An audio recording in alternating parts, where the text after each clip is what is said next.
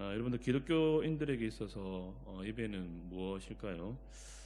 아마 우리 신앙에 있어서 가장 중요하고 또 핵심적인 정서와 같은 것일 겁니다. 하나님께서 저와 여러분들을 창조하시고 구원하신 이유와 목적은 예배를 통해 하나님께 영광을 돌리기 위함인 것이죠. 여러분들 전도와 선교의 목적 역시 그렇습니다. 우리는 흔히 전도와 선교를 이웃 사랑의 관점에서만 보는 경향이 있습니다. 여러분 물론 맞습니다. 이웃의 영혼을 사랑하기 때문에 전도해야 됩니다.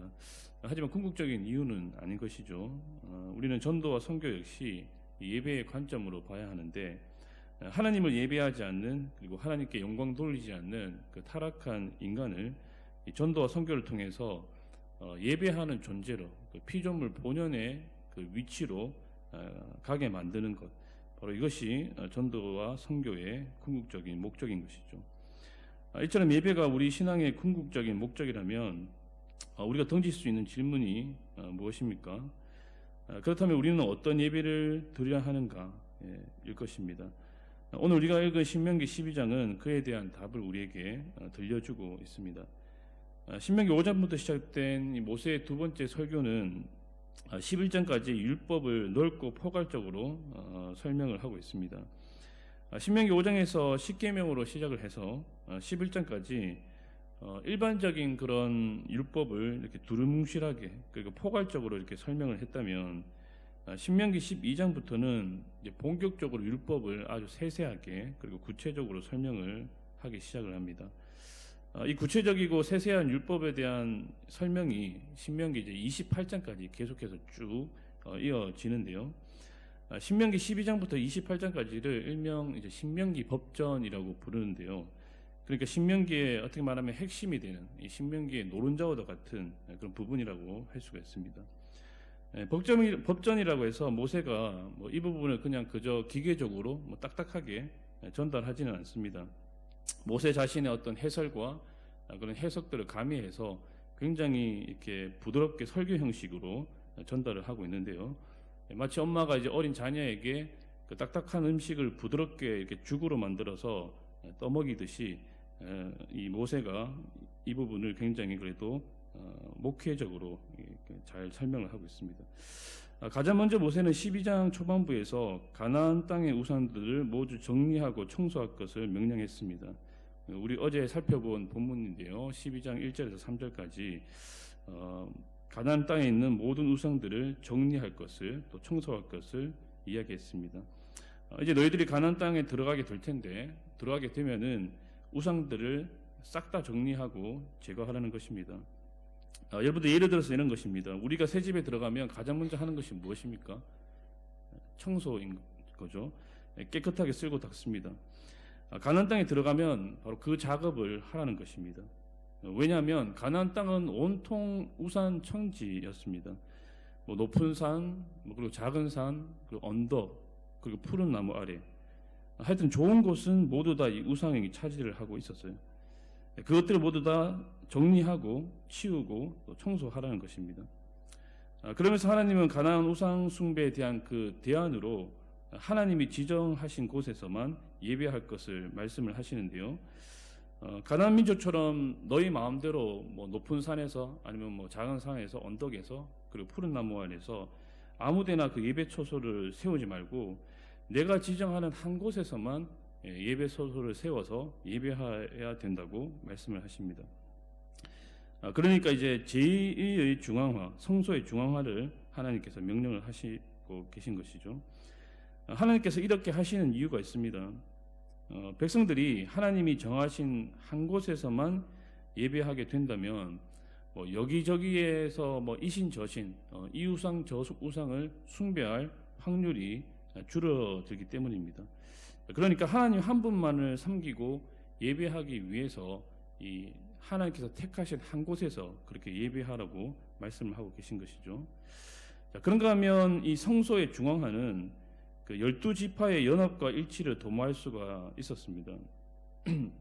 이 각 지파들이 떨어져 살았기 때문에 모일 일이 별로 없었을 것인데, 이처럼 성소가 한 곳으로 통일이 되어 있으면 자, 이들이 함께 만나서 또 연합하고 뭐 화합할 수 있는 그런 장을 열어줄 수 있는 그런 효과가 있었던 것이죠.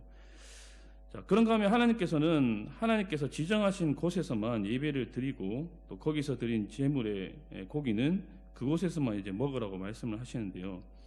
자, 그렇다면 백성들에게 또 이런 질문이 나올 수가 있었을 것입니다. 그렇다면 평소에 고기를 먹으려면 어떻게 해야 되는가? 하나님께서 정하신 택하신 곳까지 가야 하는가? 라는 그런 질문이 있을 수 있었습니다. 예전에 광야 시대 때는 성막이 가까운 곳에 있었기 때문에 그렇게 했습니다. 제사용이 아닌 식용으로 가축을 도살할 때도 성막까지 가서 거기서 도살을 해야 됐습니다. 물론 이스라엘 백성들의 우상 숭배를 방지하기 위한 조치이기도 했었는데요. 조금 번거로웠지만 그래도 뭐 성막이 가까운 곳에 있었기 때문에 괜찮았습니다.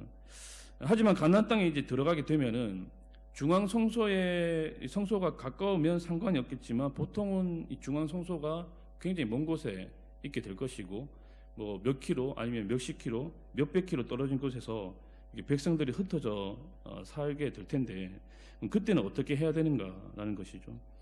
하나님은 그에 대한 대답으로 각 성에서 그러니까 자기가 사는 그곳에서 가축을 도살해서 고기를 먹어도 된다라고 하십니다. 하지만 한 가지 조건이 있었습니다. 그것은 고기를 핏째 먹지 말라는 것이었습니다. 여러분, 피가 상징하는 것이 무엇입니까? 바로 생명이죠. 핏째 먹지 말라는 것은 생명을 존중하라는 것입니다. 그리고 그 생명의 주권이 하나님께 있기 때문에 함부로 피를 먹지 말라고 하신 것입니다. 어떤 학자들은 이 고기를 핏째 먹지 말라는 것을 동물이 살아 있을 때 먹지 말라라는 것으로 해석을 하기도 합니다. 그러니까 동물이 완전히 죽고 난 뒤에 먹으라는 것이죠. 아직 살아있는 동물을 잔인하게 먹지 말라는 것입니다. 현대사에서 이런 예를 찾는다면 무엇이 있을까요?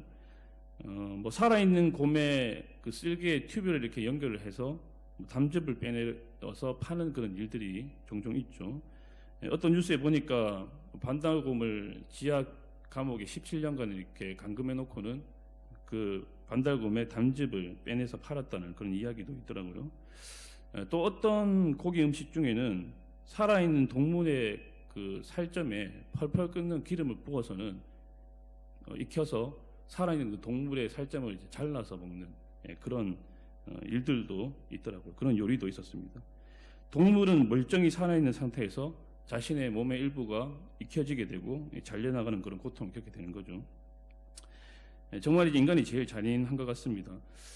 한낱 미불이지만 생명을 존중한다면 이런 일을 하지는 못할 것이죠. 당시 가나안 민족들도 아마 생명을 존중하지 않는 그런 잔인한 방식으로 뭐 제물을 바치든가 아니면 식용으로 그렇게 사용하기도 했을 것입니다. 여러분들, 심지어 가나안 민족의 예배는 자신의 욕망과 야망과 꿈을 이루기 위해 아니면은 풍요로움과 다산을 위해서 바로 자신의 자녀까지도 희생시키는 그런 예배였습니다.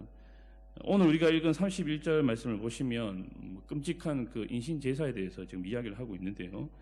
이 가나안 민족들은 그 몰렉이라는 신에게 자신의 어린 자녀를 바치는 그런 우상 숭배 악습이 있었습니다.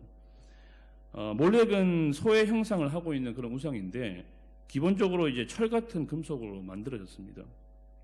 이 가운데는 이제 용광로가 이렇게 활활 타오르고 있었고, 철이었기 때문에 동상 전체가 이제 데워지는 그런 것이었겠죠. 그리고 팔을 이렇게 벌리고 있는데 거기에다가 이제 어린 자녀를 이렇게 딱 놔두면 이제 대굴대굴 굴려서 가슴과 뼈에 있는 그 용광로로 떨어지게 되는 그런 형태였습니다.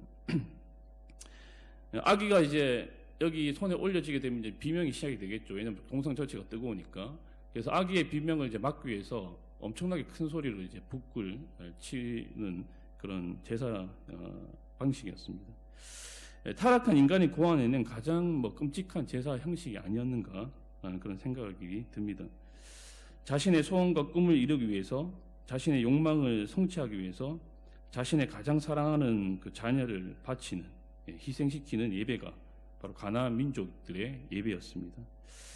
하지만 여러분들, 하나님은 이스라엘 백성들에게 다른 예배를 요구하셨죠. 이스라엘 백성들의 예배는 달라야 했습니다.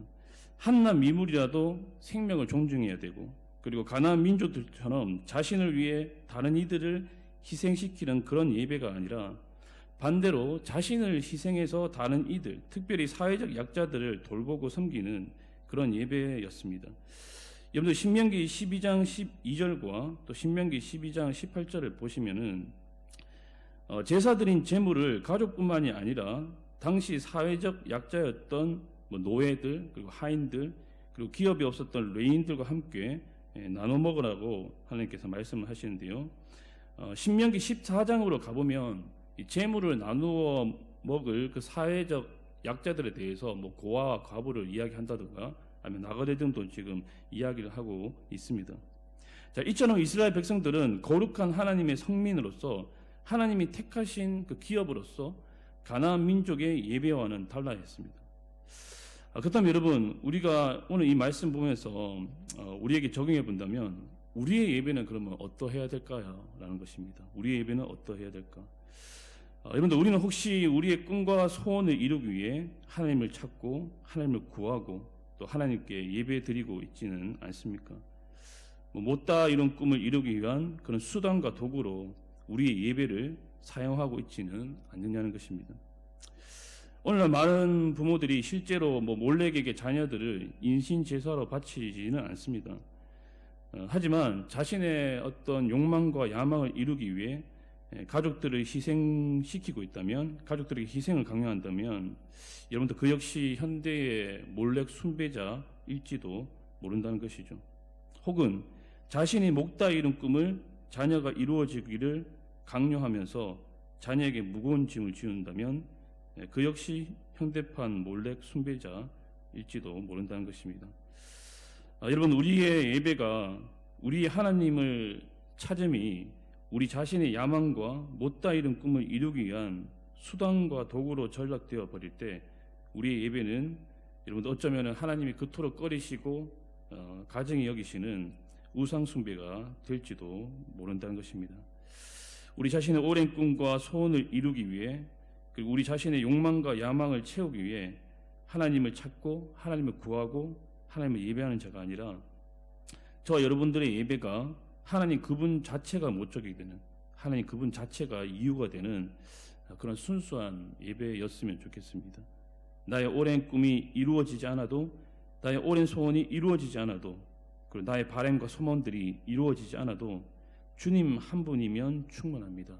주님 한 분이면 그걸로 만족합니다 라고 고백할 수 있는 그런 모습이 저와 여러분들의 예배 가운데 살아 있었으면 좋겠습니다. 그런 예배이기를 소망합니다. 여러분들, 이 새벽에 그러한 고백을 진심으로 하나님께 드릴 수 있는 은혜가 저와 여러분들에게 있기를 주님으로 간절히 축복합니다.